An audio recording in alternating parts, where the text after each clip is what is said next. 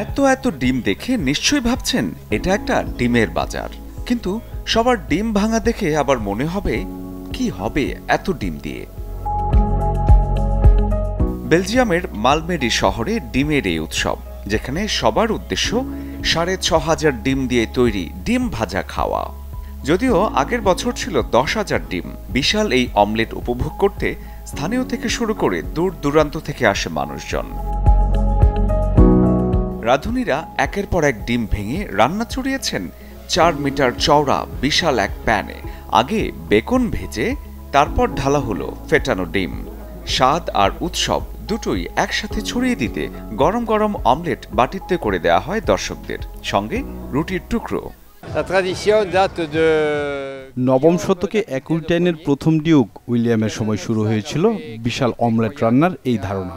১৯৭৩ সালে ফ্রান্সে আবারও নতুন করে সূচনা হয় এই ঐতিহ্যের। আর এখন রান্নার এই বিশাল আয়োজনে যোগ দেন অসংখ্য পর্যটক।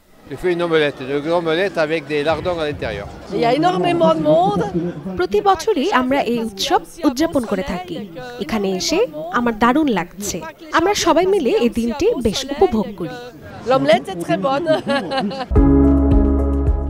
অমলেট ব্রাদারহুড নামের একটি প্রতিষ্ঠান গত ২০ বছর ধরে প্রতি বছরই মালমেডি শহরে এই আয়োজন করে আসছে। ডিম, বেকন, তেল আর পেঁয়াজ দিয়ে তৈরি হয় অমলেট।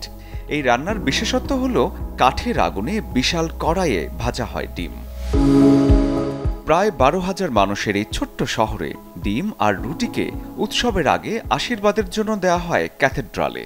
এরপর সেগুলো সাথে নিয়ে বের হয় শহর জুড়ে রঙিন আনন্দ মিছিল।